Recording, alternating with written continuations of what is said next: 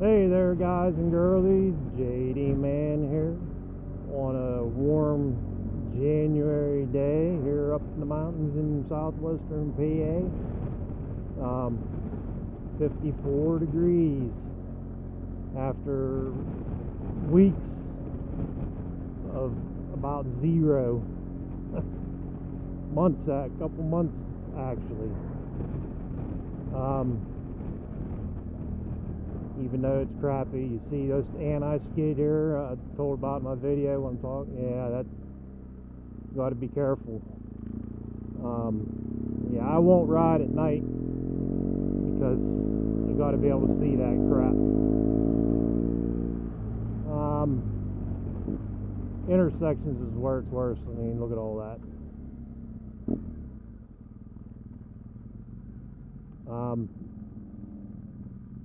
What I want to talk about today is the new Yahoo, or not Yahoo, YouTube rules. You know, that kind of sucks for the smaller channels that have a niche type viewership. All I can say is, me, I'm doing this for a hobby. I would like to make like $35 a month. that's it, just to pay for the Adobe Premiere Pro, because it's like $32, $33 a month for that, for the editing software. But other than that, this is a hobby, and but it's a shame that they can't figure out a way to help everybody out. But I try to keep politics out of my videos, but I just kind of find it ironic that Google's like left socialist type view,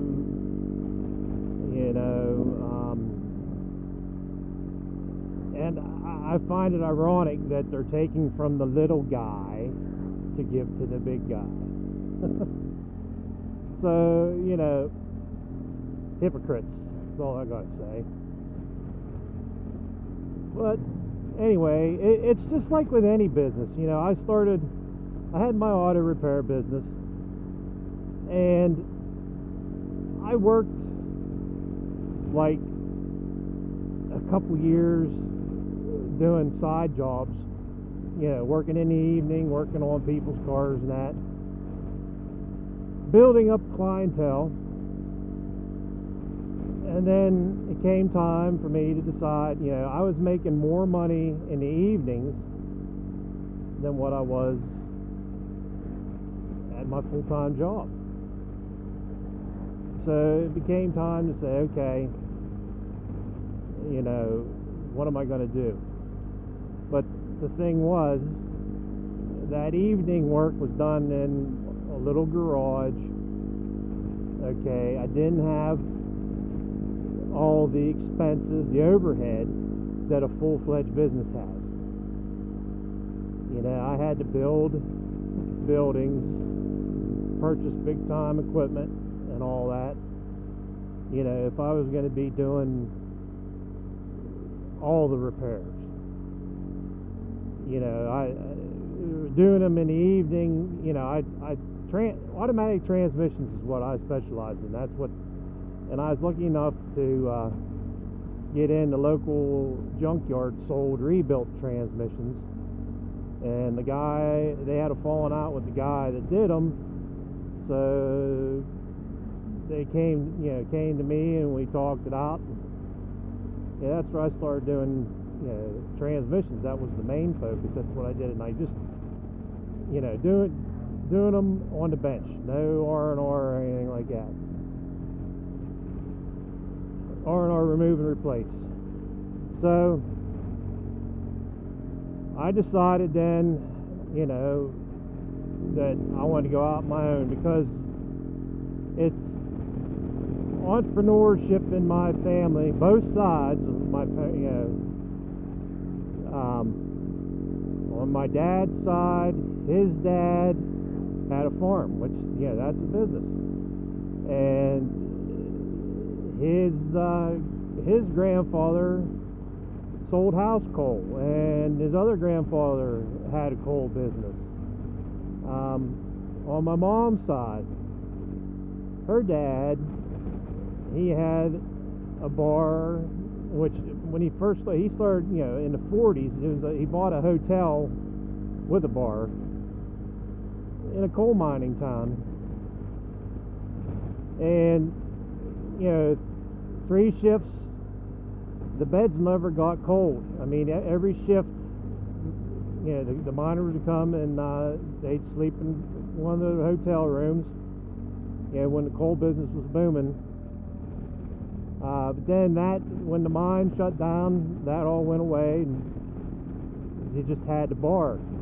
But then he also, here in Somerset County, where I live, my grandpap had the first restaurant with curbside service.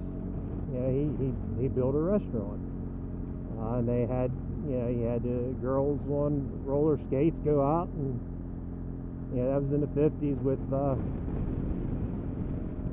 deliver, a drive-in.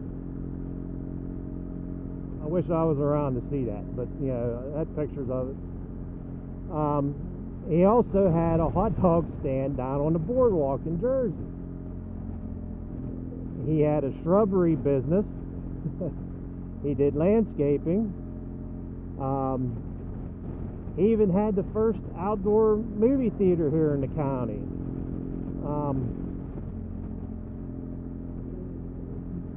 So he was, and he had chickens, and he sold eggs, lots of eggs. He got into a little bit of everything, and my dad, he had a business too. It was a real business, but he had his regular full-time job. But evenings and weekends, he had what he called a speed shop, and he did high performance modification. This was late 60s, early 70s with all the muscle cars. And then also, some regular repairs here and there, but mostly high performance work. And I grew up around that. I would be there handing them wrenches and all that, and handing them parts, and that's how I learned how to work on cars. And I learned the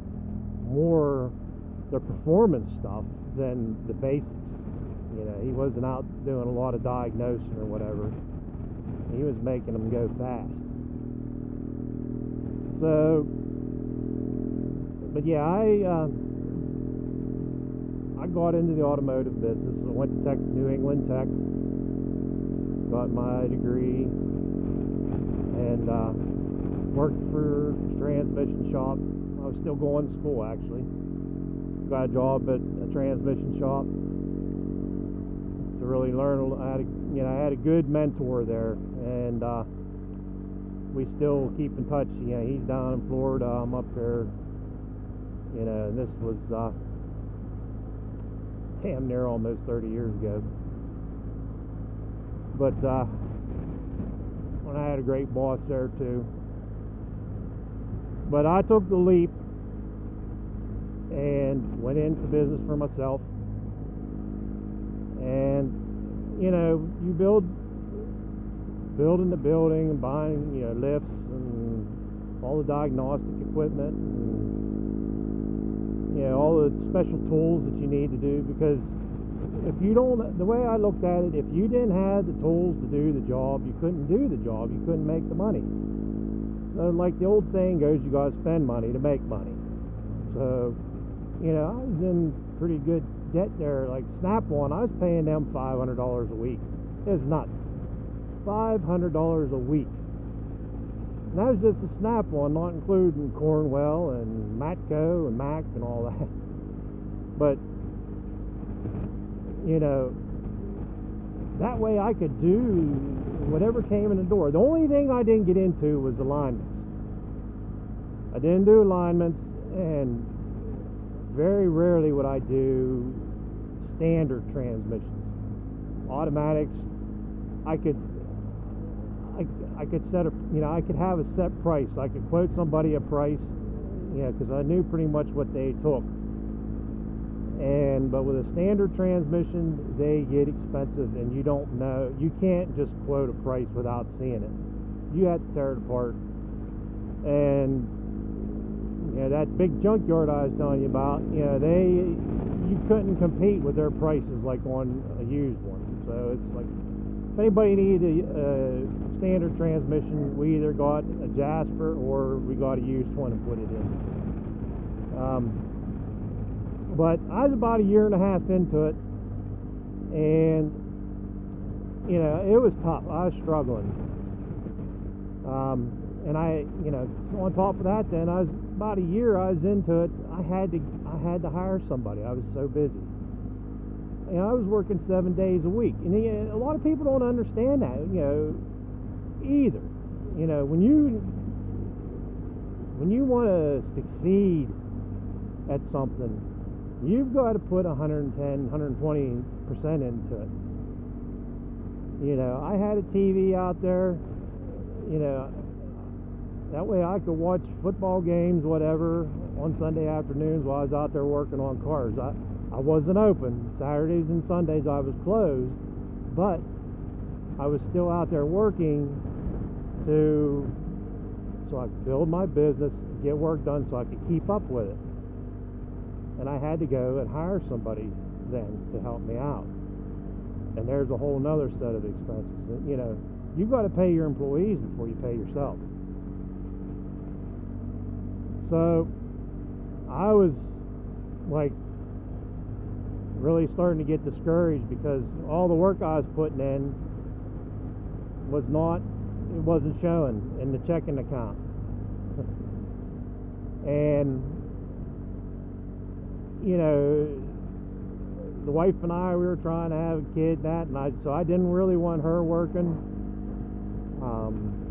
because wanted her to be a stay-at-home mom and till the kid could go to school. But so basically one income, and the in-laws helped us out a lot too, a whole lot, her parents. So, but I was like, oh man, and I was talking to the place where I get my parts, to the owner of that place, and he's like, man, he said, 3 years. He said, you got to be in business 3 years till you're going to start seeing a profit. Yeah, and if you're really trying at it and doing a good job, making your customers happy. So he's like, you've got this much into it, you need to just stick with it. So that's what I did, and you know what? He was right. About 3 years in, things start turning around, start seeing, and you get smarter too, the more experience you have, because I was only in my 20s. I think I was 25, 24, 25 whenever I started that. And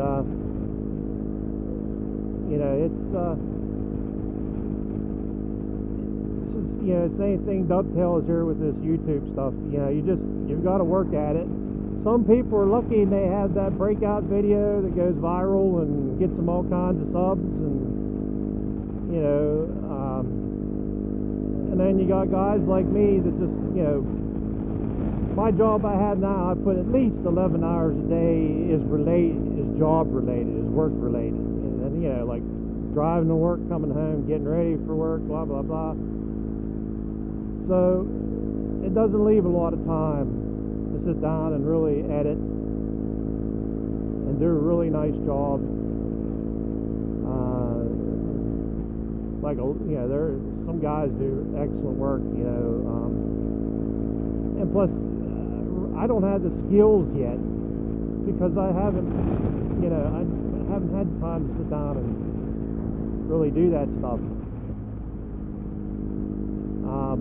like Adobe, there's so much there for me to learn.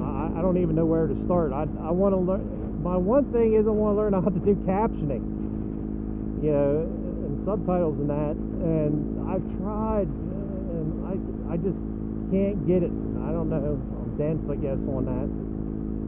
You know, Windows Movie Maker was so much easier, but you can't do multiple cameras on that, as far as I know. Like I said, I'm no computer genius, but you know, it's a shame. You got to work at it. You know, I'd love to have 1,000 subs, and I'm just gonna keep plugging away here. You know, I figure, what the heck, somebody might find it interesting, and some of my videos have helped some people out. Some of my reviews and like installs certain things on some stuff that I did, you know, that makes it worth it for me. You know, if I can help somebody out, that's more important, I guess, right now. You know, a few years from now, I semi-retire or whatever, then I'll have some more time. Yeah, I can learn, you know, put some more time in this editing and that, try and do better at it, because I always try to better myself. You know, I'll take chances, you know, and risks, because if you don't take that chance, you're going to spend the rest of your life wondering what if. So I try to live with no regrets. You know, sometimes you screw up and you get burned, you learn from it. You know what? You don't stand there and cry about it. You know, actually get pissed about it. You know what? I'm not going to let this get me down. I'm going to come back stronger and better. And that's what I do.